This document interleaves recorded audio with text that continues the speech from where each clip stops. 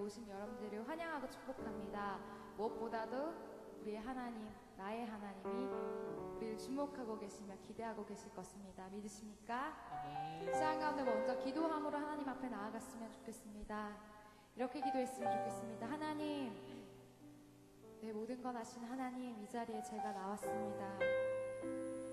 숨김없이 꾸밈없이 그저 하나님 앞에 나왔습니다. 나의 아빠 아버지 되신 하나님, 나를 받아주시옵소서. 내가 주님을 알기 원합니다. 나의 중심, 나의 마음, 나의 동기에 주의 은혜와 십자가, 구원이 젖어들게 하여 주시옵소서. 다시금 아버지의 첫사랑을 회복하는 예배의 시간이 되게 하여 주시옵소서. 같이 그 하나님을 간구하시면서 그렇게 기도하며 나아갑시다. 하나님 아버지, 이 예배 가운데 우리를 불러주시며 우리를 선택해 주신 그 하나님의 은혜를 기억하며 나아갑니다.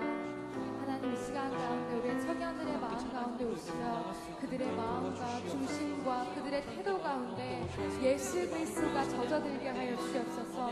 예수 그리스도의 은혜와 구원과 사랑이 그들의 마음 가운데 젖어들게 하시고 나 또한 그렇게 되어질 수 있게 주님 도와주시옵소서. 주님과의 그 첫 만남, 첫사랑을 다시금 기억하며 나아갑니다. 아버지, 있는 모습 그대로 주님 앞에 나아가길 원하며 그 주님 의지하며 나아가길 원하오니 우리 안에 의심하는 것들은 떠나가게 하시고 믿음으로 하나님 앞에 나와서 나의 하나님 아빠 아버지를 만나는 시간 되게 하여 주옵소서. 왜 나를 선택하여 이 예배 가운데 불러주셨으며 아버지, 왜 이 자리 가운데 찬양케 하시는지 한 번 더 그 하나님의 은혜를 기억하며 나아갈 수 있게 도와주시옵소서. 아버지, 우리의 힘으로 하나님을 예배할 수 없습니다. 아버지 주신 그 은혜를 한 번 더 기억하며 나아가길 소망하오니 주여, 이 시간 가운데 성령하여 우리의 마음을 감동케 하시고 상한 마음, 가난한 마음으로 아버지 앞에 나아가게 하시옵소서. 아버지, 아니라고 편안한 것들을 쫓는 것이 아니라 그 하나님 한 분 우리가 바라보며 나아갈 수 있게 도와주시옵소서. 이 시간 가운데 한 번 더 기도했으면 좋겠습니다. 하나님, 시간 나를 주목하고 계시며 나를 기다리실 줄 믿습니다. 하나님, 의심하지 않겠습니다. 나를 만나주시고 나를 선택하신 그 하나님 아버지가 나의 아빠 아버지 됨을 신뢰합니다. 이 시간 나를 만나주시옵소서. 지금도 나와 함께 가길 원하셔서 잘하는 자여 일어나 함께 가자라고 말씀하신 그 하나님을 바라보는 저희가 되게 하여 주옵소서.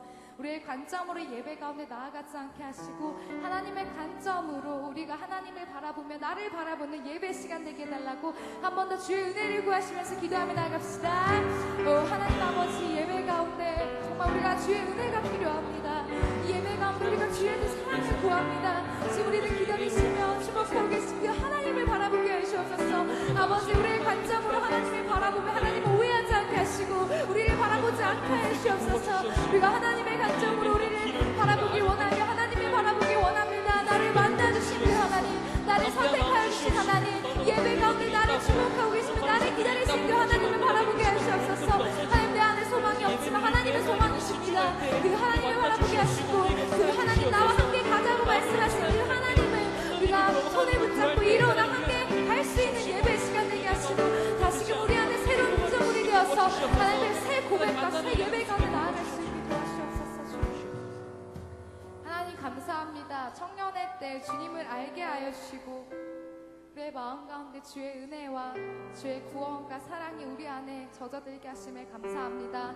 또 그 깊이와 넓이 가운데 더욱더 우리를 소개시켜 주실 것이며 그 안에 더욱더 더불어 나아가길 원하시는 것들이 믿습니다. 하나님이 예배 가운데 우리가 그 주님 앞에 더욱더 깊이 나아가길 원합니다. 우리의 관점으로 하나님 앞에 무너지는 것이 아니라 우리가 하나님의 관점으로 우리가 하나님 앞에 담대히 나아갈 수 있게 도와주시옵소서. 하나님이 예배 가운데 우리를 기다리실 줄 믿습니다. 주님은 사랑받게 합당하시며 나를 부르신 아빠 아버지 되십니다. 부르시니까 나를 책임져 주실 것입니다. 예배 가운데 주님 한 분 바라보며 나아갑니다. 주님 사랑합니다. 예수 그리스도의 이름으로 간절히 기도드립니다. 아멘. 우리 시간 가운데 자리에 일어나셔서 그 주님을 찬양하며 나아갑시다. 아멘. 찬양받기에 합당하신 주님, 언제나 동일하신 주, 무릎 꿇고서 주 이름 외치는 믿음으로 예수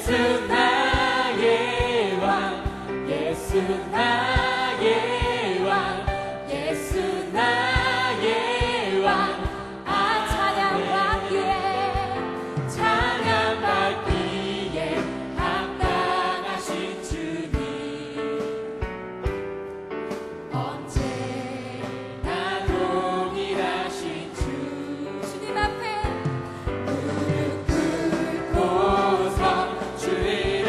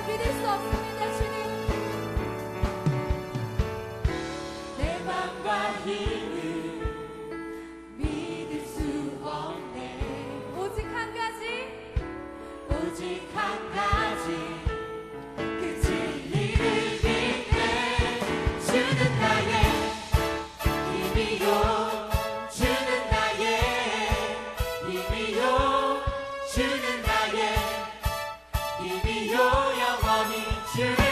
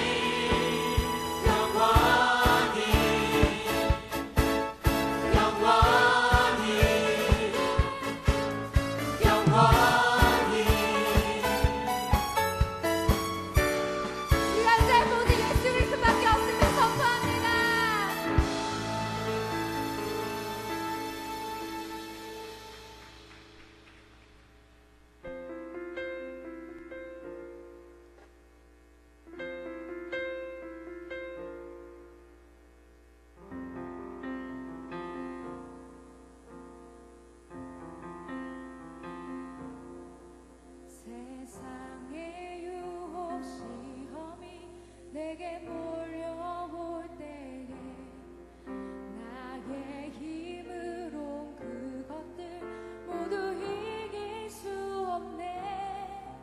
거대한 폭풍 가운데 위축된 나의 영혼 어찌할 바를 몰라 헤매이고 세상의 유혹 시험이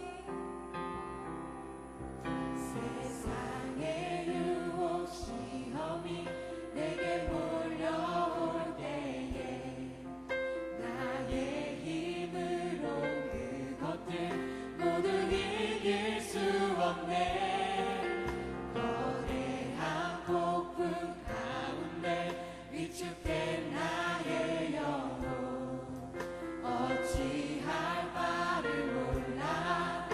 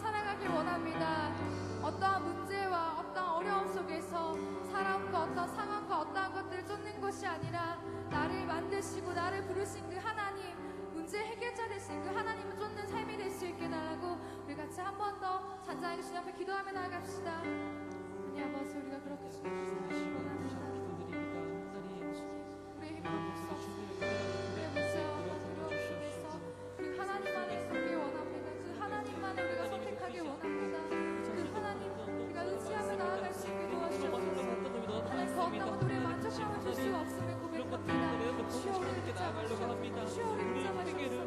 우리 청년의 삶의 관점, 하나님의 관점이세요. 정말 그 해결자 되시는 그 하나님께 할수 있을 때 주여 쌓여 주시옵시고 부어 주시옵소서. 두려워 말라 너와 함께 함이니 놀라지 말라 나는 내 하나님 됨이니 무서워 말라 내가 널 도와주리니 너는 마음에 염려치 말라 두려워 말라 두려워 말라 너와 함께 함이니 놀라지 말라 나는 내 하나님 됨이니 무서워 말라 내가 널 도와주리니 너는 마음에 염려치 말라 내가 너를 굳세게 하리라 내 손으로 너를 꼭 붙잡아 주리라 내가 너를 의롭게 함이니 너는 마음에 염려치 말라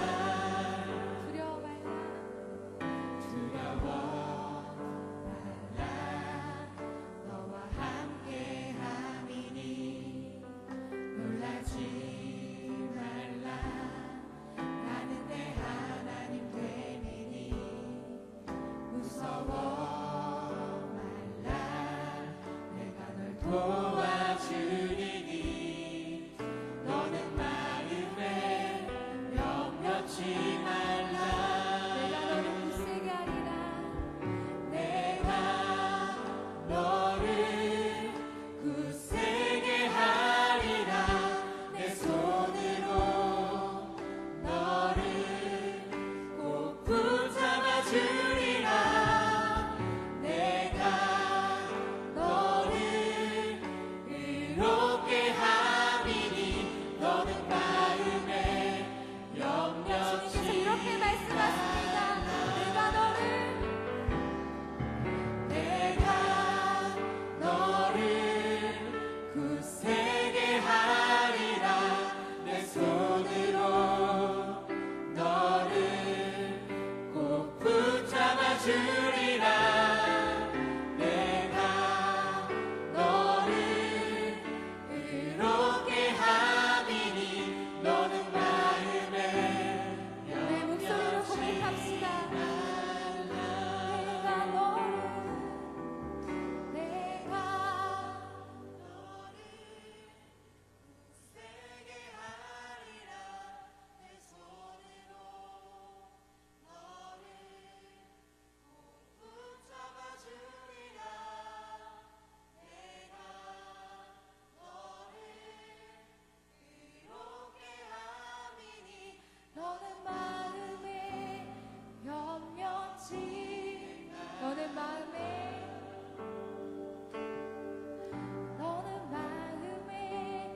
염려치 말라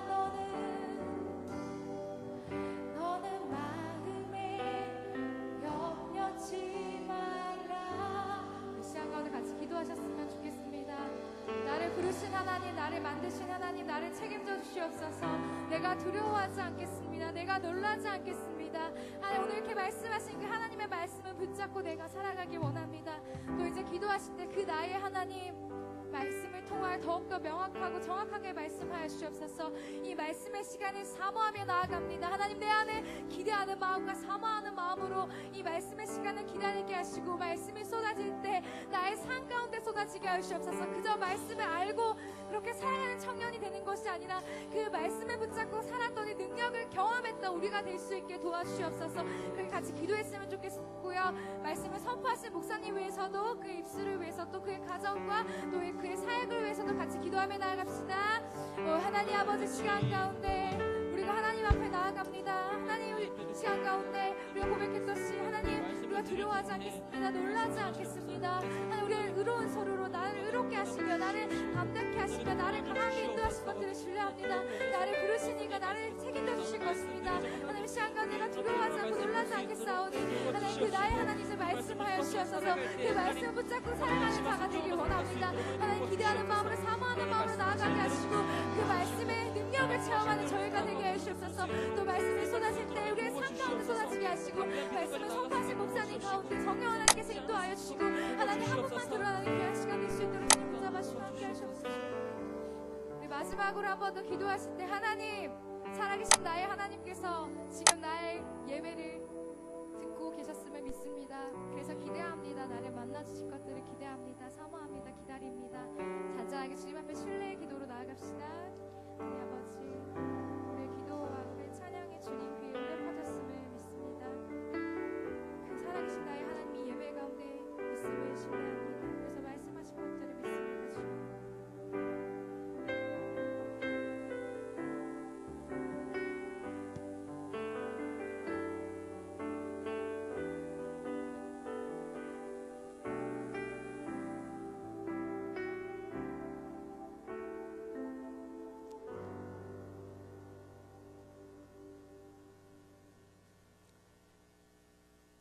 사랑의 하나님 아버지 감사합니다. 오늘도 귀한 날 허락하시고 하나님을 찬양할 수 있고 예배할 수 있게 하시니 감사드립니다.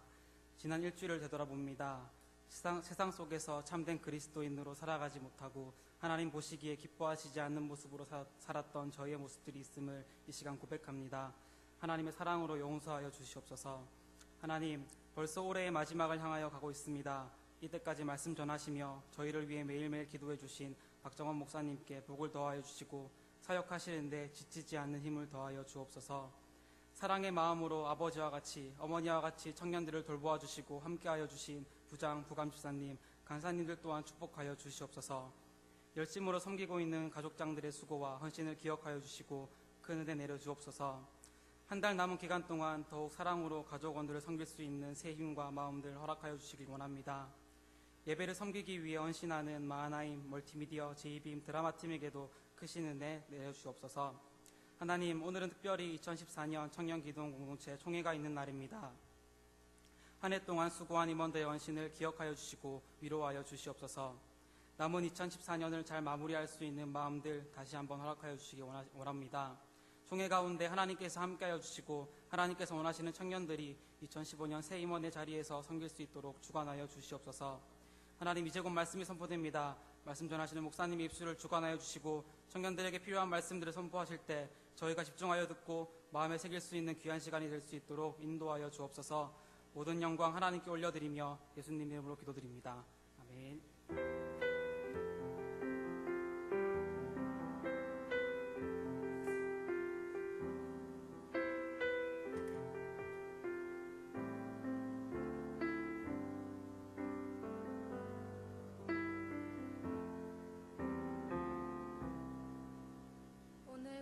주신 말씀은 마태복음 6장 9절에서 10절 말씀입니다.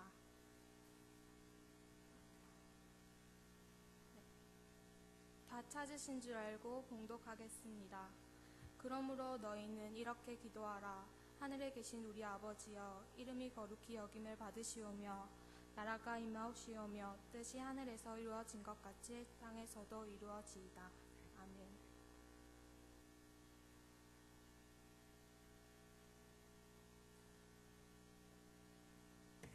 할렐루야. 우리 앞뒤 좌우로 한번 인사하시겠습니다. 하나님께 쓰임받는 행복한 삶이 되기를 기도합니다. 아멘. 예. 좀 긴데 잘 외우네요, 여러분. 예. 좋습니다. 오늘 우리 청년부 소식 잠깐 보겠습니다, 여러분. 이번에 보시면 청년 데이트와 결혼학교에 대한 안내가 있는데, 이정현 대표님과 제가 한번 만났는데 부산에 오셔가지고 서울에 계시는 분입니다. 그래서 많은 사역을 하고 계시는 분인데 청년들에게 좀 도움을 주고 싶다고 그래서 이런 또 좋은 프로그램이 생겼습니다. 중요한 것은 무료라는 것이죠. 그래서 많이 가시고 1차, 2차가 그냥 다 똑같은 내용입니다. 여러분 2번 간다고 뭐 다른 게 아니고, 그래서 여러분 시간이 맞는 거 하나 가시면 되겠어요. 그리고 간절하다고 해서 2번 가봐야 뭐 결과는 똑같습니다. 그래서 한 번으로 족하다 이렇게 생각하시면 되겠습니다. 이번 주 사역자 모임이 좀 다른 장소에 있다는 거, 그러나 정식 사역자 모임입니다. 반드시 참석해 주시면 좋겠습니다. 그리고 여러분 그 옥하는 목사님 영화 본 사람 한번 손 들어 보세요. 예, 이거 죄가 아니면 여러분 뭐 나쁜 거 본 거 아니거든요. 예, 손 바짝 한번 들어보세요. 예, 오, 예, 많이 봤네요. 내리시고, 예, 이거 뭐 나중에 그 뭐 다운로드 받아서 보겠다 이런 생각 혹시나 하는 청년이 있는지 모르겠는데, 이런 거 여러분 다운로드해서 보면 컴퓨터 고장 납니다. 그래서 반드시 돈 주고 영화관에서 보는 것이 또 이러한 사역을 또 우리가 함께 동력하는 것입니다. 그래서 가치 있는 것은 가치 있게 구매해야 돼요.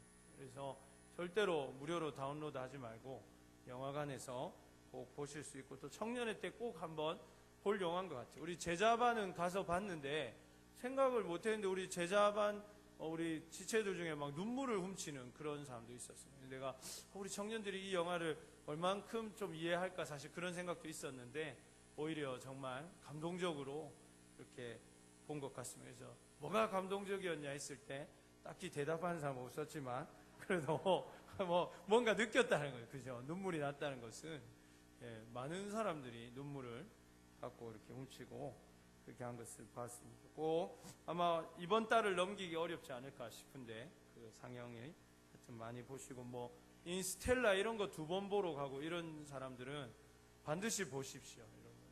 반성해야 돼. 이거 인스텔라는 2번 보면서 말이죠.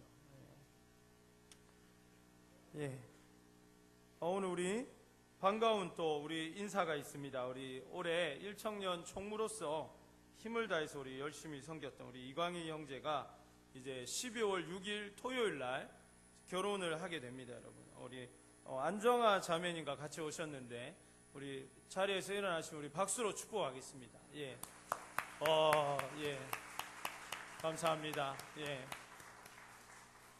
우리 많이 가서 또 축하해주고 축복해 주시면 좋을 것 같습니다. 예, 감사합니다. 오늘 우리 또 아주 반가운 새 가족이 왔습니다. 우리 142의 조태근 형제, 또 08기의 안호진 자매, 자리에서 일어나시면 우리 박수로 축복하고 또 환영하겠습니다. 예, 잠깐 자리에 일어나 주실까요? 예, 감사합니다. 예, 예, 우리 1청년과 2청년 그렇게 되겠네요. 그죠? 예, 감사합니다. 앉아 주시고요. 예.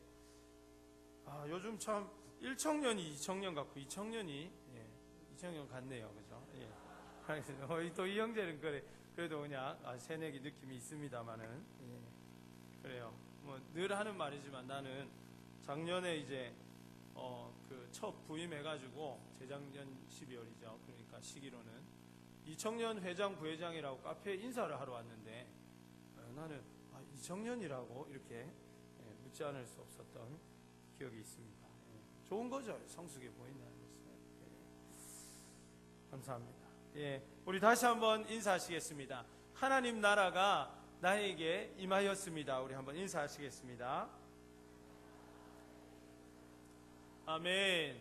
예, 여러분 이렇게 인사했지만 별로 감흥이 없다는 것을 제가 느낄 수 있습니다. 그러나 오늘 본문 말씀을 통해서 과연 이 얘기가 무슨 말인지 우리가 한번 살펴보면 좋을 것 같습니다. 우리나라 국무총리 한 분이 오래전에 이제 로스앤젤레스, 우리가 말하는 LA, 그 방문을 하게 되었습니다. 그래서 이제 막 환영 행사도 열리고 뭐 이런 행사가 열렸는데, 조그만한 이제 초등학생 정도 돼 보이는, 한 1, 2학년 돼 보이는 아이가 있는 거예요. 그래서 이 국무총리께서 뭔가 친절하게 하려고 아버지 뭐 하시노? 이렇게 물어보시면서 그렇게 이제 아버지 성함이나 이런 걸 좀 물어보려고 하는데, 여기 온 인사 중에 한 명일 거니까 이름을 물어보려고 하는데, 아버지 조남이 어떻게 되시니? 뭐 이렇게 얘기하면 애가 못 알아들을 것 같잖아요. 미국에서 크고 하니까. 그렇다고 뭐 영어로 물어볼 수도 없고, 그러니까 그래서 이제 그냥 한글로 아빠 이름이 뭐야? 네 아빠 이름이 뭐야? 이렇게 물어봤습니다. 그러자 아이가 갑자기 이렇게 탁 손을 이렇게 딱 하면서 네, 저희 아버님께 저는 김가이고 저희 아버님은 함자로 멋자를 쓰십니다. 이렇게 딱 답을 하는 거예요. 그래서 그 국무총리가 굉장히 민망했다고 그렇게 이야기한 것을 들어본 적이 있습니다. 제가 보니까 이건 좀 여담입니다만은 우리 청년들 중에도 그렇고 많은 사람들이 아버님이나 높은 분의 그 손윗분의 함자를 말할 때 성을 같이 멋자 이렇게 하는 것을 보게 되는데 성은 그렇게 하는 것이 아니죠, 그죠? 그래서 성은 저는 박가이고 이렇게 하면 저희 아버님은 당연히 성이 어떻게 되실까요? 예, 똑같겠죠, 그죠? 그래서 그렇게 소개하는 것이고 이름만 멋자 쓰십니다. 함자로 그렇게 하시면 될 것 같습니다. 아무튼 우리가 어른의 이름은 함부로 부르지 않는 그런 문화를 가지고 있습니다. 대한민국의 문화는 누군가의 이름을 함부로 말하지 않죠. 아무도 여러분이 저를 이름으로 부르는 사람은 없습니다. 그죠? 예. 불러보고 싶죠. 갑자기 이렇게 얘기하니까 또 예. 속으로는 한번 해도 제가 한 번만 용서하겠습니다만 예. 아무도 이름으로 부르지 않습니다. 심지어는 교회 문화에서는 뭐 박정원 목사님 이렇게도 잘 안 부르고 그냥 박 목사님 이렇게 부르는 것이 오히려 더 예의 있게도 느껴집니다. 사람의 이름을 함부로 부르지 않기 때문입니다. 유대인에게 있어서도 마찬가지 그런 마음이 있습니다. 유대인들은 그 사람의 이름이 그 사람의 인생이고 그 사람의 인격이라고 생각하며 그 사람을 의미하는 상징성을 가지고 있기 때문에 사람의 이름을 함부로 부르지도 않고 또 그 이름을 지칭할 때는 매우 중요한 의미를 가지고 그 이름을 지칭하는 것을 보게 됩니다. 그래서 실제로 성경에 보면 여호와라는 이름, 이 야훼라는 이름은 하나님의 이름인데 실제로 성경에 실제로는 적혀져 있지가 않습니다. 왜냐하면 하나님의 이름이기 때문이죠. 그래서 여호와라는 그 말 대신에 그냥 그 자음만 표기하고 모음은 쓰지 않는데 그래서 그걸 이제 아도나이라고 그렇게 읽습니다. 여호와의 이름이라는 말이 들어있어도 성경에서 그 말을 자기가 여호와라고 발음하지 않고 아도나이 이렇게 읽는단 말이죠. 읽을 때는 실제로. 그래서 그 정도로 하나님의 이름은 거룩한 이름입니다. 그리고 예전 성경은 다 필사본이지 않습니까?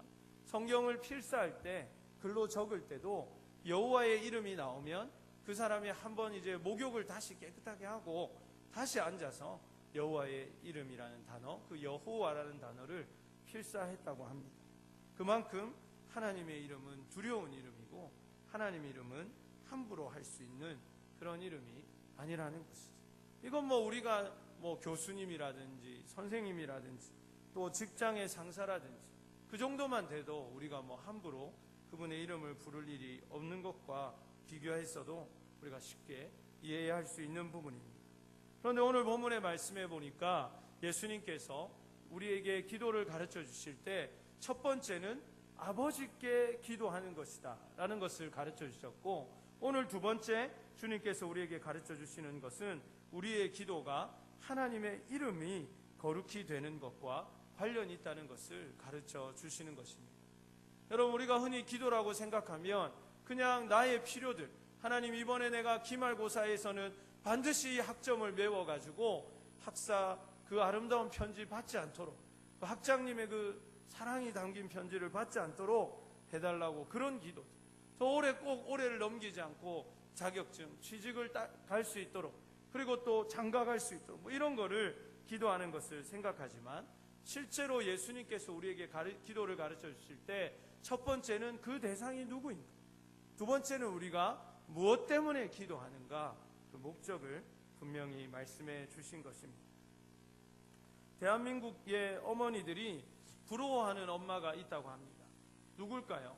뭐 여러 엄마들이 있겠죠. 뭐 신동의 엄마일 수도 있고 또 뭐 여러 사람들의 엄마일 수도 있는데 사람들마다 조금 다를 수 있지만 김연아 어머니를 한때 모든 어머니들이 부러워할 때가 있었습니다. 그래서 자기 아이가 조금만 스핀을 잘 돌려도 우리 아이가 이 아이스링크에 이거 가야 되는 거 아닌가 생각하고 피겨 스케이팅을 시키려고 했습니다. 김연의 어머니가 몇 번씩 TV에 나온 적도 있는데 그때마다 아주 사람들이 부러운 눈으로 그 김연아 선수의 어머니를 지켜봤다는 것입니다. 왜 그렇습니까? 아이의 영광은 고스란히 부모의 영광과도 연결되어 있기 때문입니다. 많은 사람들이, 특히 그 나이대의 어머니들이, 김연아 선수 정도의 딸을 둔 어머니들이 그 김연아 선수를 보면서 저런 아이를 둔 엄마들은 너무 좋겠다. 저런 저런 아이의 부모라서 정말 좋겠다. 이런 생각들을 많이 했다는 것입니다. 지난 시간 말씀을 통해서 우리는 우리가 바로 하나님 아버지의 딸이고 아들임을 선포하시는 예수님의 선언을 보게 되었습니다. 그리고 하나님께서 이제 우리에게 원하시는 기도의 내용이 거룩히 여김을 받으시오며 라는 구절에 관계되어 있다는 것을 이제 우리가 살펴볼 것입니다.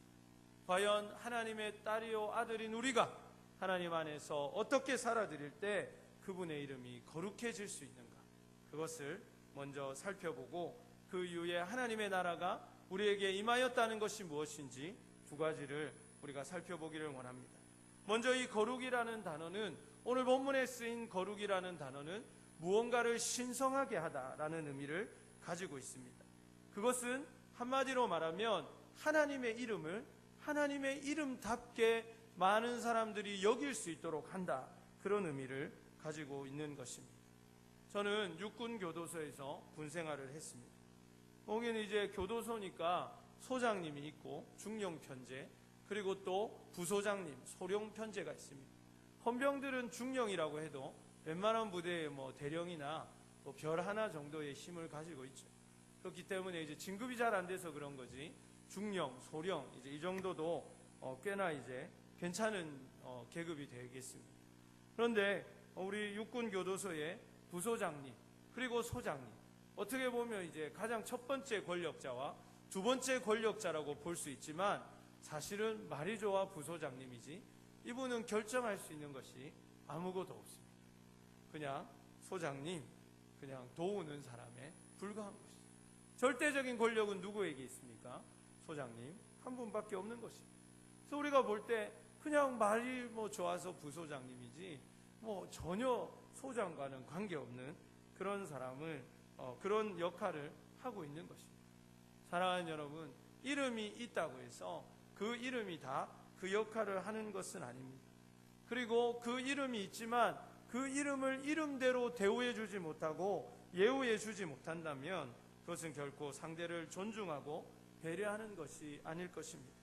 이름을 주고 자리를 주는 것보다 더 중요한 것은 그 이름에 걸맞는 예우를 해주는 것입니다. 우리가 누군가를 어떤 호칭으로 부를 때, 누군가를 어떤 이름의 그러한 명성으로 부를 때에 입만 그냥 그렇게 부르는 것은 의미가 없다는 것입니다. 여러분이 누군가를 선생님이라고 부를 때, 여러분이 누군가를 교수님이라고 부를 때 여러분의 마음속에는 그에게 배우겠다는 마음, 그의 가르침을 내가 믿고 신뢰하며 따르겠다는 마음이 그 안에 있어야 한다는 것입니다. 여러분들이 누군가를 무엇이라고 부를 때는 거기에 걸맞는 여러분의 마음의 결단과 그 마음의 실천들이 삶에 있어야 한다는 것입니다. 그런데 오늘날 우리의 삶 가운데 얼마나 많은 사람에 의해서 하나님의 이름과 그분의 위대하심이 그렇게 하나님의 이름답게 찬송을 받고 있고 그렇게 영광을 받고 있는지 우리는 한번 돌아봐야 할 것입니다.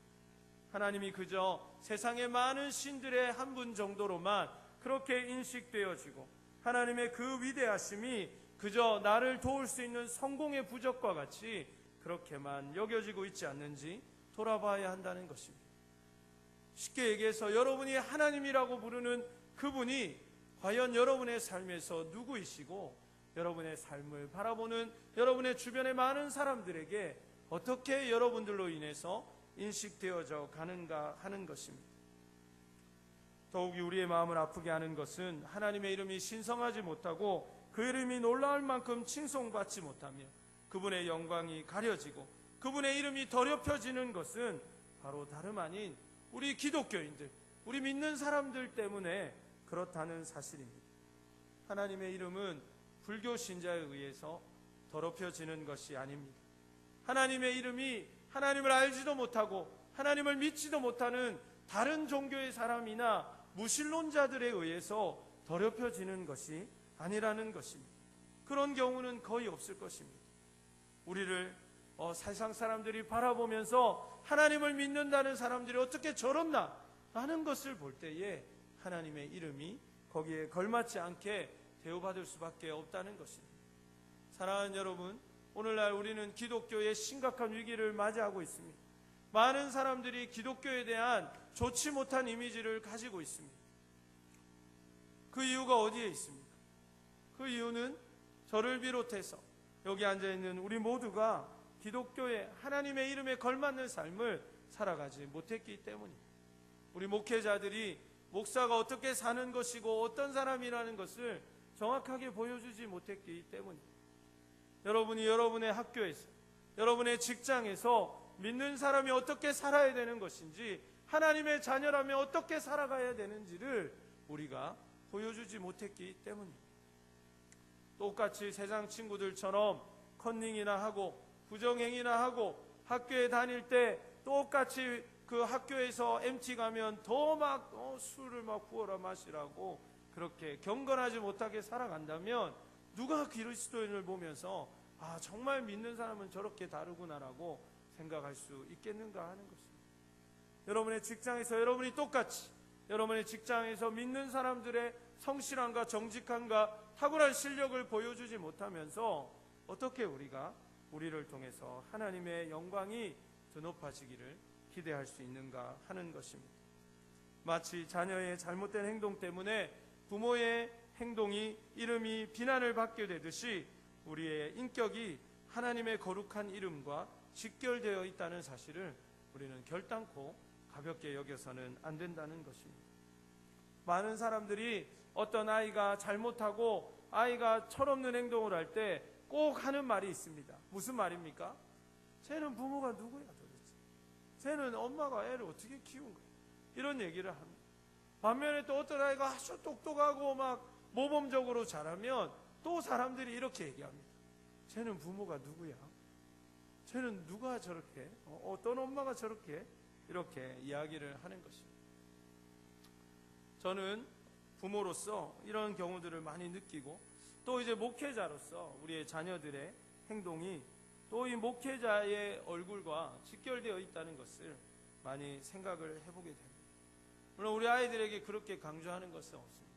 아이들은 아이로 커야 되니까 잘 클 수 있도록 기도하고 제가 더 잘 키우려고 노력하는 것 말고 아이들에게 네가 목사 딸이니까 아들이니까 라고 이야기하고 스트레스 주는 일은 없습니다. 그러나 중요한 것은 우리 아이들이 더 잘 행동하고 우리 아이들이 믿음으로 잘 자라면 나도 그와 함께 영광을 받을 수가 있다는 것입니다. 그러므로 우리가 하나님의 이름이 거룩히 여김을 받도록 한다는 것은 하나님의 이름이 거룩히 여김을 받으시도록 살아가야 한다는 것을 의미하는 것입니다. 여러분이 주님 가르쳐 주신 기도를 매 예배마다 반복할 때마다 여러분이 이 기도를 드릴 때마다 잊지 말아야 할 사실은 뭐냐면 우리가 하나님의 이름을 신성하게 하는 것, 많은 사람들이 하나님을 하나님으로 알도록 하는 일에 우리가 부르심을 받았고 그것을 위해서 살아가야 한다는 것입니다. 제가 서두에 말씀드린 것처럼 제자들이 기도를 가르쳐 달라고 부탁하였을 때 예수님이 직접적으로 가르쳐 주신 첫 번째 기도문이 바로 이 내용이라는 것을 우리는 절대로 잊지 말아야 합니다. 예수님께서 기도를 가르쳐 주셨는데 그 첫 문장이 뭡니까? 아버지의 이름이 거룩히 여김을 받도록 기도하라는 것입니다. 이 말을 뒤집어 얘기하면 하나님 아버지의 이름에 걸맞게 우리가 그렇게 살겠다고 결단하는 것이 우리 기도의 첫 번째가 된다는 것입니다. 사랑하는 여러분, 우리가 이 사실에 대해서 얼마나 많이 놓치고 있었습니까? 여러분이 기도에 나오며 여러분이 기도할 때마다 여러분이 이 사실을 반드시 마음에 새기면서 기도하고 있습니까? 아니면 그저 내 필요를 하나님 앞에 나열하기 위해서 하나님 이번에 꼭 도와주십시오. 하나님 이번에 꼭 이 일 해결해 주십시오. 하나님 이거 제가 꼭 가질 수 있게 해주십시오. 그런 나의 필요에만 너무 집착해 있었던 것은 아닌지 돌아봐야 할 것입니다. 하나님 우리에게 먼저 원하시는 것은 우리가 하나님의 자녀로서 하나님 앞에 담대하게 나오는 것이고, 그 자녀로서 아버지의 이름에 합당하게 살아가기를 결단하는 일입니다. 사실 하나님의 이름은 우리의 미약한 삶에 의해서 거룩해지고 거룩하지 못하여지고 할 그러한 이름은 아닙니다.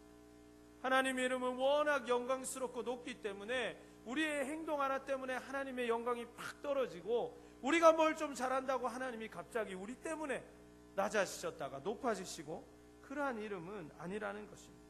그분의 이름은 원래부터 우리 인간과는 차원이 다른 거룩한 이름이고, 우리와 상관이 없이 영원히 거룩하고 불변한 이름임을 고백합니다. 그럼에도 불구하고 하나님께서, 예수님께서 기도를 가르쳐 달라고 말하는 우리에게 이 기도문을 첫 번째로 가르쳐 주신 이유가 뭐겠습니까? 그것은 하나님께서 우리를 통해서 영광 받으시기를 원하신다는 것입니다. 그것은 하나님께서 그 영광의 통로로 여러분 한 분 한 분을 사용해 주시기를 원하신다는 것입니다.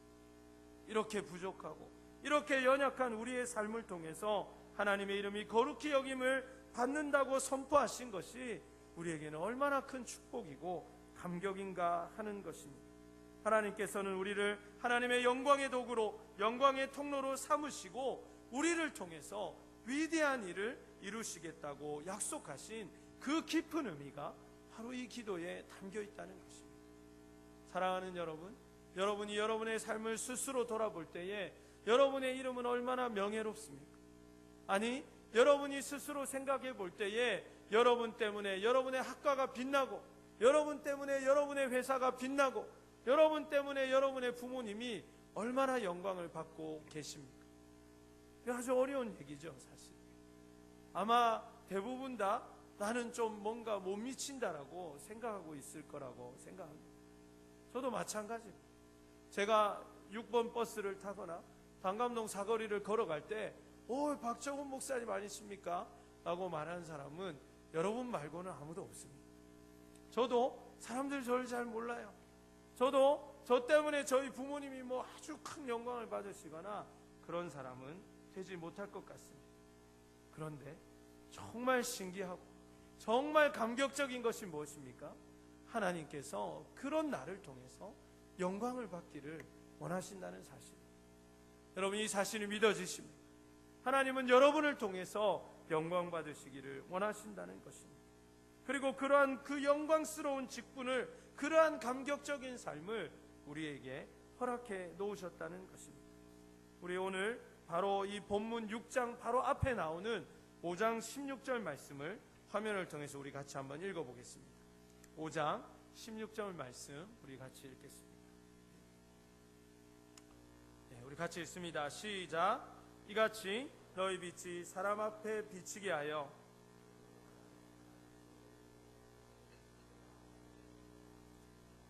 아멘.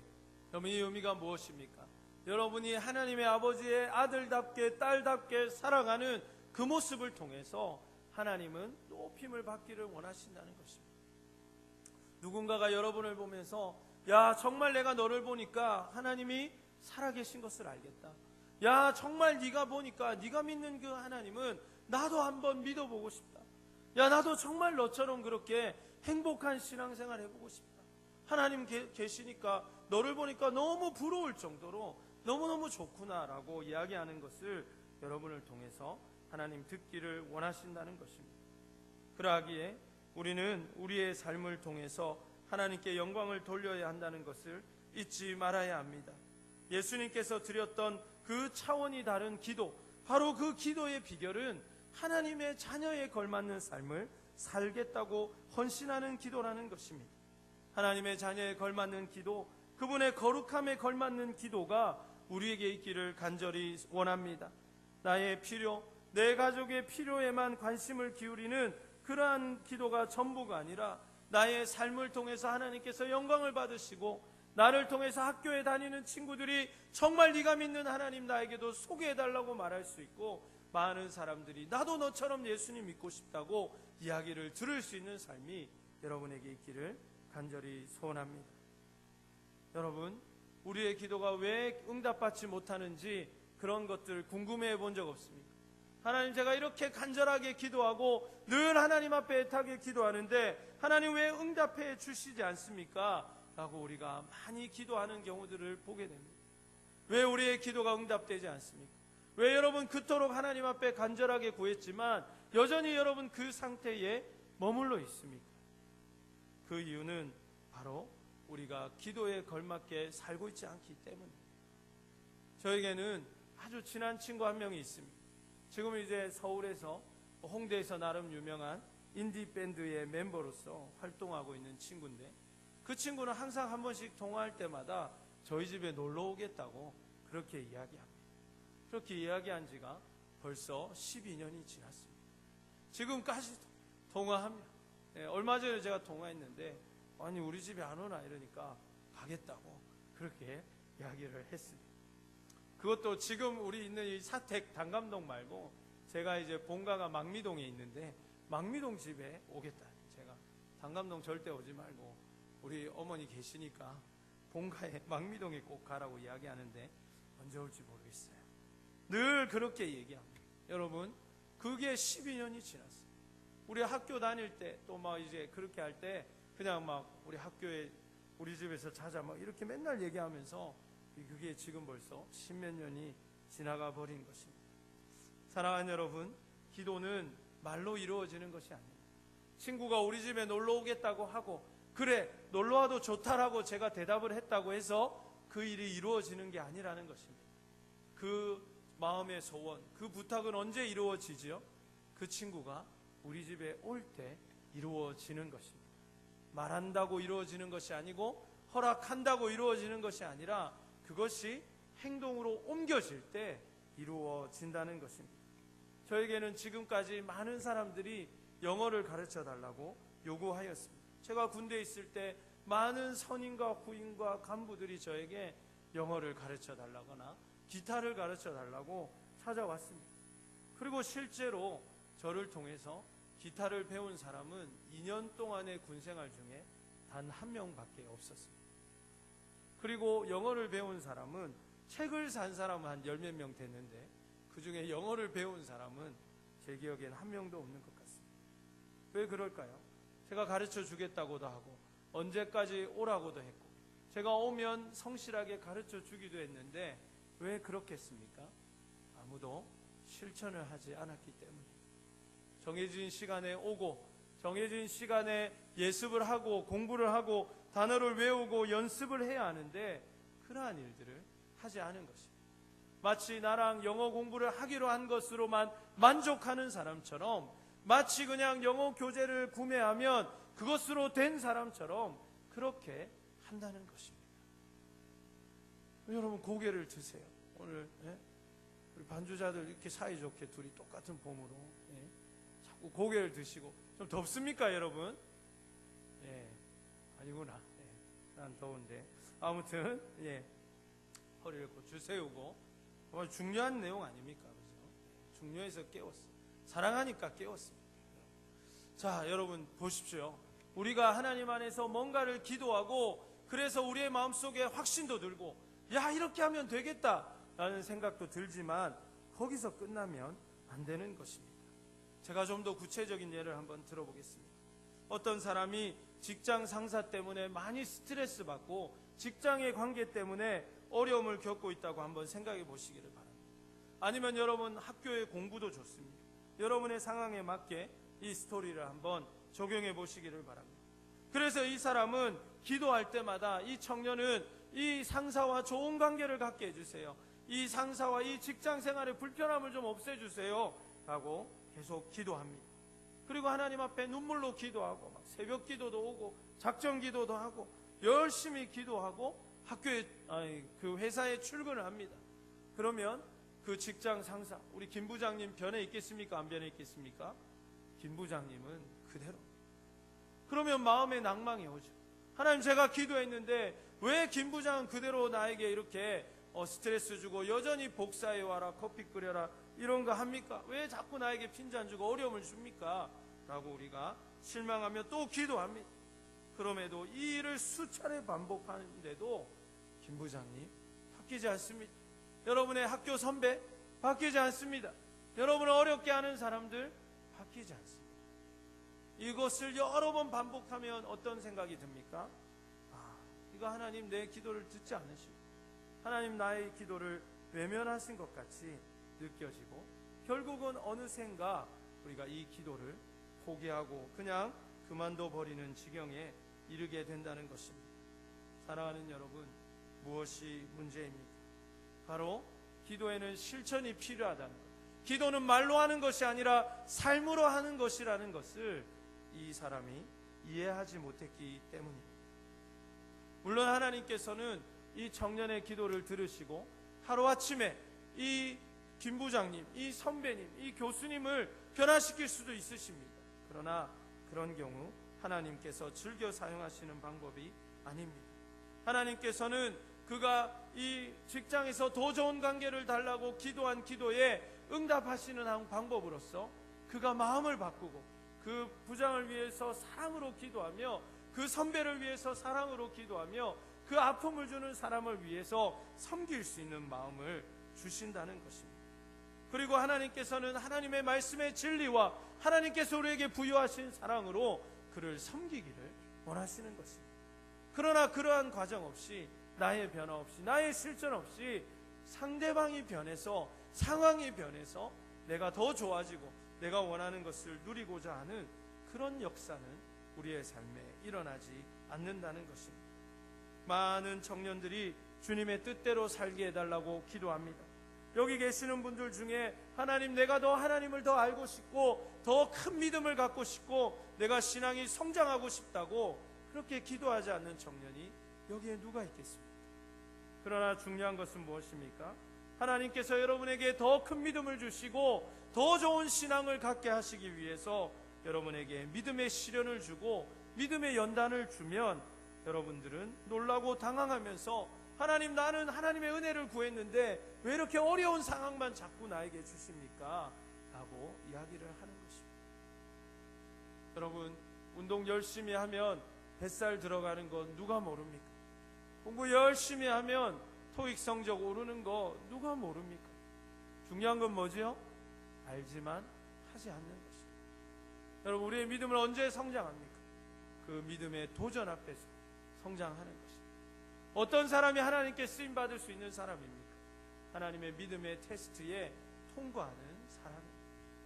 이 부분에 대해서는 제가 여러분과 나눴던 설교 중에도 있으니까 여러분들 참고하셔서 아브라함이 이삭을 드릴 때 하나님께서는 아브라함을 사용하신 것과 같이 하나님은 여러분의 믿음과 그러한 실천을 원하신다는 것입니다. 저는 가끔 우리 예전에 있던 교회에서도 교구 사역을 하면서 자녀에게 좋은 믿음을 달라고 부탁했던 어머니가 부모님이 자녀가 너무 교회 일만 한다고 근심해서 저에게 다시 찾아오는 그런 경우를 보게 됩니다. 도대체 어떻게 기도를 해란 말입니까?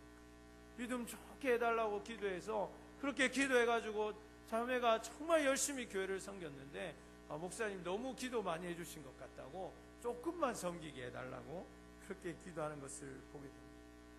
사랑하는 여러분, 기도가 무엇입니까? 기도는 입으로 하는 것이 아니라 기도는 삶으로 하는 것입니다. 여러분이 하나님 앞에 소원이 크면 클수록 여러분의 행동도 커져야 하는 것입니다. 여러분이 하나님 앞에 원하는 것이 많으면 많을수록 여러분의 삶이 주님 보시기에 합당해져야 한다는 것입니다.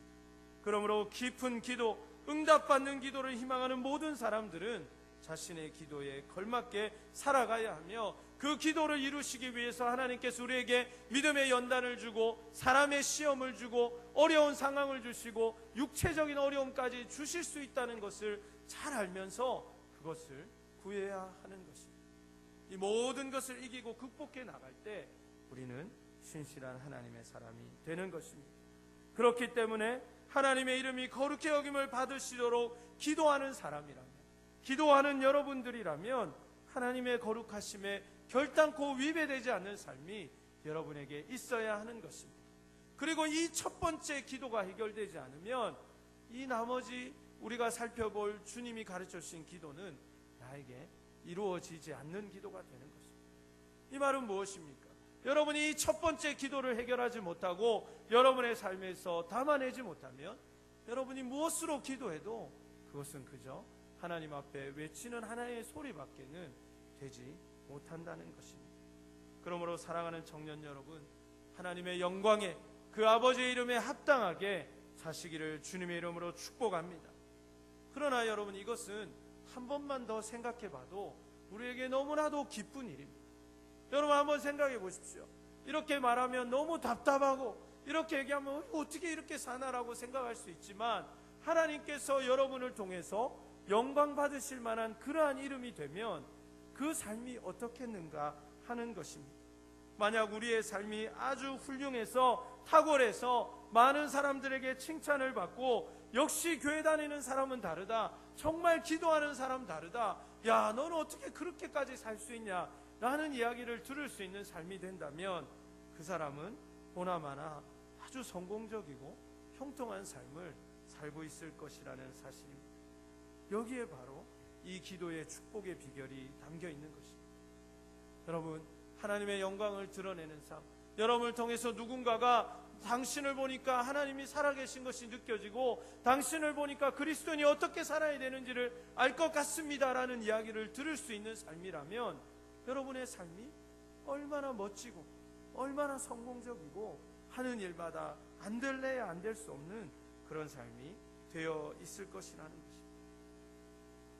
그러므로 이러한 사실을 결단하시기를 바랍니다. 여러분, 이러한 삶을 결단하시기를 바랍니다. 하나님의 영광을 위해서, 그 이름에 합당한 것을 위해서 이제는 여러분의 이름으로 사는 것이 아니라 아버지의 이름으로 사는 것입니다. 나는 그냥 길거리에 떨어진 휴지, 교회에 이렇게 떨어져 있는 것들 주울 이유가 아무도 없는 사람이지만 아버지의 이름에 맞게 살아야 되니까 우리가 그 쓰레기를 줍는 것입니다. 나는 내 마음대로 살아도 되고, 나는 그냥 내 육체가 원하는 대로 살아도 되고, 나는 피곤하면 그냥 안 하면 되고, 하고 싶으면 하면 되지만 하나님의 이름을 생각하기 때문에 우리는 때로는 멈춰야 되고, 우리는 때로는 달려야 되고, 때로는 그 일을 실천해야 한다는 것입니다. 이것이 바로 이름의 거룩에 맞게 산다는 말씀의 의미입니다. 우리 오늘 본문의 10절 말씀을 다시 한번 읽겠습니다. 마태복음 6장 10절 말씀을 우리 화면을 보시면서 같이 읽겠습니다. 시작. 나라가 임하시오며. 아멘. 이것이 이제 주님께서 우리에게 말씀하신 두 번째 문장입니다. 누가복음의 중요한 주제가 기도라면 마태복음의 가장 중요한 주제는 하나님의 나라입니다. 주님께서는 기도를 묻는 제자들에게 이제 하나님의 나라를 위해서 기도하라고 말씀하십니다. 첫 번째는 하나님의 이름에 거룩하게 걸맞게 살겠다는 결단의 기도, 두 번째는 하나님의 나라를 추구하는 삶을 살겠다는 것입니다. 제자들 중에 어떤 이는 이제 드디어 예수님께서 로마의 식민지의 상황에 있는 이 이스라엘의 상황을 뒤엎고 로마에서부터 이제 독립하여서 이스라엘 왕국을 건설하려고 하시는가, 그렇게 생각한 사람도 적지 않았을 것입니다. 그러나 예수님이 말씀하신 나라는 그러한 것이 아니었습니다. 사랑하는 여러분, 안타깝게도 기사를 보면 우리나라는 이민이 자꾸 늘어나는 추세에 있습니다. 한 통계 자료를 보니까 7, 80년대에 이민의 81.7%가 서울에 거주하는 중상층 이상의 돈이 많은 재산가였음을 알 수가 있습니다. 그런데 80년 이후에서는 이민이 많은 계층으로 퍼져가고 이민자의 31.6%가 단지 한국이 싫어서 목적지도 없이 해외로 이민을 떠나는 묻지마 이민족이 되었다는 통계를 보게 되었습니다. 그리고 현재는 홈쇼핑에서 이민 상품을 팔 정도로 많은 젊은 층들도 이민에 관심을 갖게 되는 것을 보게 됩니다. 사랑하는 여러분, 여러분은 어느 나라에서 태어났으면 가장 행복했을 것 같습니다. 여러분은 만약 기회가 된다면 어떤 나라에서 살아보고 싶습니까? 아마 여러분 마음에 다 다른 그러한 소원이 있겠지만 바로 오늘 예수님께서 말씀하시는 나라가 바로 그러한 개념입니다. 나라는 무엇입니까? 나라라는 것은 세상에 그냥 단순한 국가를 의미하는 것은 아닙니다. 여러분 잘 아는 것처럼 나라는 영토와 지배와 주권으로 이루어져 있습니다. 영토라는 것, 주권이라는 것, 지배라는 것 여러분 잘 알고 있겠지만 예수님께서 이 땅 가운데 계실 때 우리에게 말씀하신 하나님의 나라라는 것은 한마디로 하나님의 통치가 이루어지는 영역을 이야기하는 것입니다. 그렇다면 주님의 통치가 이루어지는 곳, 그곳이 바로 하나님의 나라라는 것입니다. 세계사를 바라보면 어느 나라였든지 간에 훌륭한 왕이 있을 때 그 나라가 부강하고 강성했다는 것을 알 수가 있습니다. 그 나라의 태평성대와 정성기에는 반드시 그것을 이끌어냈던 왕이 있었다는 사실입니다. 그래서 백성이 행복하고 백성이 풍요를 누릴 수 있었다는 것입니다. 그러한 것을 생각해 볼 때 하나님의 나라의 왕은 당연히 하나님이시니까 우리가 그 나라의 백성이 된다는 것은 그분의 통치와 그분의 그 태평성대를 우리가 누릴 수 있게 됨을 의미하는 것입니다. 다시 여러분 질문을 바꾸어서 여러분들이 만약 어느 나라에 살면 가장 행복한 국민이 될 수 있겠습니까? 저기 복지가 잘 돼 있는 북유럽의 어떤 나라를 떠올리십니까? 아니면 기후가 좋은 어떤 나라를 떠올리십니까? 여러분 마음속에 있는 어떤 나라든지 간에 그 나라보다 더 행복한 나라가 있는데 그것은 바로 하나님의 나라인 줄로 믿습니다. 완전한 왕이 계시고 완전한 국민의 통치가 있고 완전한 복지가 있고 완벽한 군대가 있는 나라, 그 나라가 바로 하나님의 나라라는 것입니다. 중요한 것은 이 나라가 지금까지 이스라엘 사람들은 죽어야만 갈 수 있는 나라라고 생각했습니다. 그 나라는 저 먼 하늘나라에 있기 때문에 죽어서만 가는 나라라고 생각했습니다. 그러나 예수님이 이 땅 가운데 오셔서 선포하신 깜짝 놀랄 소식이 있는데 그것이 무엇입니까? 하나님의 나라가 너에게 임했다는 것입니다. 이 나라가 여러분에게 주어졌다는 것입니다. 여러분 우리는 해외에 한번 놀러 가려고 해도 엄청난 돈과 노력이 필요하지만 예수님께서 이 땅에 오셔서 하시는 말씀은 이미 그 하나님의 나라가 우리의 삶에 임했다는 것입니다. 왔지만 아직 오지 않은 나라의 개념인데 여러분 이것이 우리가 기도해야 할 하나님의 나라의 개념이라는 것입니다. 그러므로 이제 우리가 기도해야 될 것이 확고해졌습니다. 그것은 무엇입니까? 하나님의 통치가 내 삶에 이루어지는 것입니다. 그것은 하나님의 통치가 나의 가정에 이루어지는 것입니다. 그것은 한마디로 하나님의 역사가 우리 청년부를 뒤덮는 것이고 그것은 하나님의 원리대로 우리의 회사가 이루어지는 것이고 그것은 하나님의 원리대로 이 나라 민족이 살아가는 것을 말하는 것입니다. 그 나라는 얼마나 완전한 나라입니까? 그 나라는 얼마나 위대한 나라가 되는가 하는 것입니다. 우리 마지막으로 로마서 14장 17절의 말씀을 함께 읽으면서 하나님의 나라에 대해서 다시 한번 묵상하기 원합니다. 함께 읽습니다. 하나님의 나라는 먹는 것과 마시는 것이 아니요 오직 성령 안에 있는 의와 평강과 희락이라. 아멘. 그렇습니다.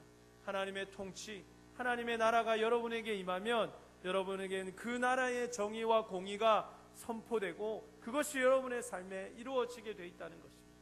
여러분 그 천국의 백성으로서 이 땅을 살아갈 수가 있는 것입니다.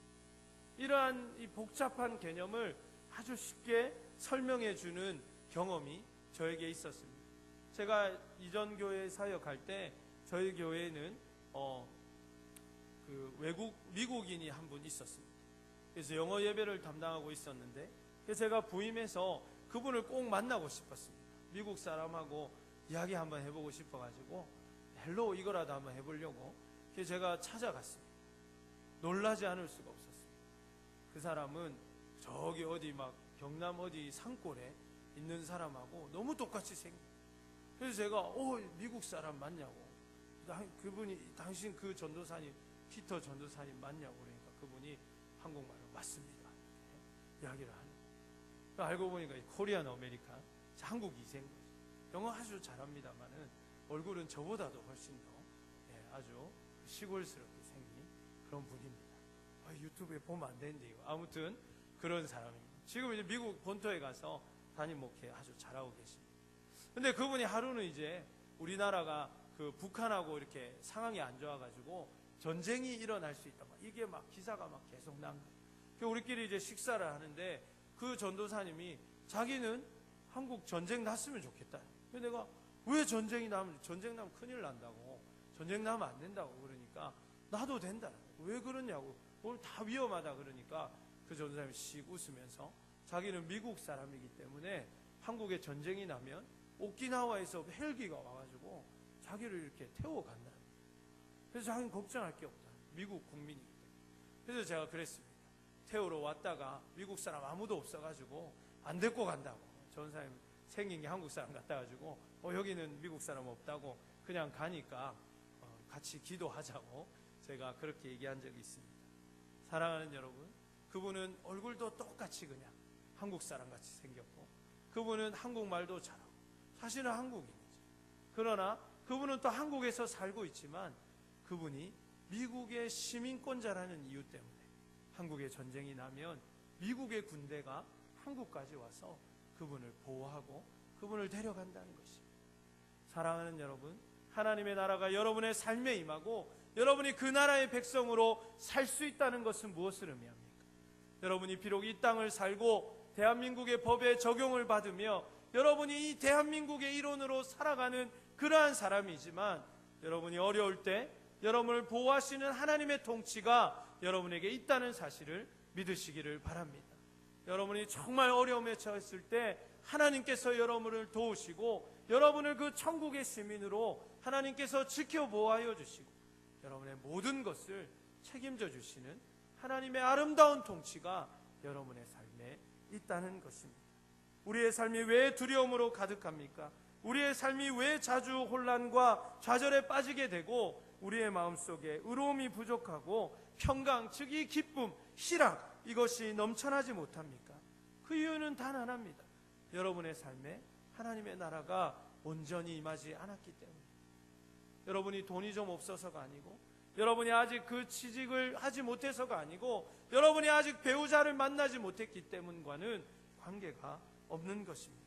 더 중요한 것은 하나님의 나라가 나에게 임하였고 이것을 내가 누릴 수 있는데 그 나라를 아직도 경험하지 못하고 이를 위해서 우리가 살아가지 못하고 있다는 것입니다. 천국의 시민권을 소유하고 있으면서도 아무것도 천국 시민으로서 누리지 못하는 그러한 어리석고 피폐한 삶을 우리가 살고 있다는 것입니다. 그러므로 사랑하는 여러분, 우리는 이 나라를 누려야 할 줄로 믿습니다. 이 나라의 임재의 놀라운 역사를 우리가 누리면서 하나님께서 다스리는 공의가 있고 하나님이 다스려서 진정한 평안이 있고 참된 기쁨이 넘치는 그 하나님의 나라를 우리의 삶 가운데, 내 마음속에서, 우리의 가정에서, 직장에서, 캠퍼스에서, 우리의 삶의 모든 영역에서 경험하고 그 풍요로움을 우리가 일생에 누려야 하는 것입니다. 그러므로 하나님의 나라의 임재를 경험한다는 것, 이것은 결코 우리의 눈에 보이는 이야기가 아닙니다. 그러나 하나님의 나라는 눈에 보이지 않지만 우리에게 실질적으로 경험되고 우리가 정말 하나님 안에서 그러한 삶을 살 때 우리의 삶에서 만져지고 느껴지는 그러한 나라. 그래서 오히려 눈에 보이지 않기 때문에 시간과 공간을 초월해서 역사할 수 있는 나라라는 것을 우리는 믿어야 할 것입니다. 우리의 직장과 우리의 캠퍼스에서, 우리의 가정에서 이 하나님의 은혜를 누리시고 어디에 있든지 여러분의 마음속에 기쁨과 의와 평안한 마음을 허락하시는 그 놀라운 역사가 여러분 안에 있기를 간절히 원합니다. 말씀을 마무리하려고 합니다. 주님께서 우리에게 가르쳐 주신 기도의 첫 번째 핵심은 아버지께 기도하는 것입니다.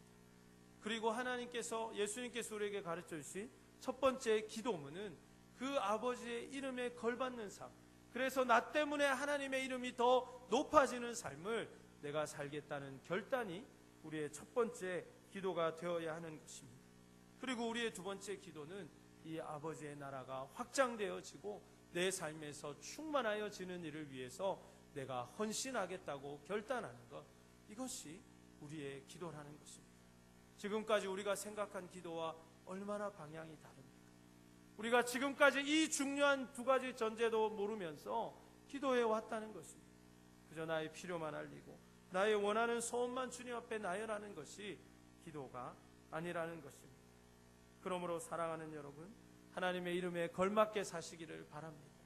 그러므로 사랑하는 여러분, 여러분 때문에 하나님의 나라가 확장되어지는 위대한 일을 위해서 여러분의 삶을 드리고 청년의 때를 드리기를 결단하시기를 주님의 이름으로 축복합니다. 이것이 구체적으로 어떻게 나타납니까? 이제 곧 있으면 총회가 시작됩니다. 그리고 임원 선거가 시작됩니다. 사랑하는 여러분, 아버지의 이름에 걸맞게 헌신할 수 있는 여러분 되기를 간절히 원합니다. 이거보다 더 분명한 기도가 없다는 거예요. 하나님의 나라를 확장할 수 있는 이 일을 위해서 여러분이 한 해 동안 임원으로 섬기기 위해 결단하시기를 바랍니다. 제가 여러분에게 분명히 말씀드릴 수 있는 것은 오늘 본문에도 나오는 약속이지만 여러분이 하나님의 이름과 하나님의 영광과 하나님의 나라를 위해서 살지 못하면 여러분이 삶을 사는 모든 것들은 그저 사상 누각과 같이 사라지고 마는 것입니다. 그냥 무너지는 공든탑에 지나지 않는다는 것입니다. 그러므로 사랑하는 여러분, 하나님의 이름과 영광에 맞는 이름을 위해서 결단하십시오. 어떤 사람들은 내년에 이런 일 때문에, 어떤 일 때문에, 불안한 일 때문에 할 수 없다고 얘기합니다. 여러분, 하나님 그거 모르시겠습니까? 하나님께 그것까지도 맡기시기를 바랍니다. 여러분의 인생을 제일 잘 아시는 하나님, 여러분이 하나님의 영광을 위해서 살기를 원하시고 여러분이 하나님의 나라를 확장하는 일을 위해서 청년의 때와 여러분의 삶을 드리기를 원하시는 하나님께 여러분 그렇게 살겠다고 헌신하시기를 바랍니다.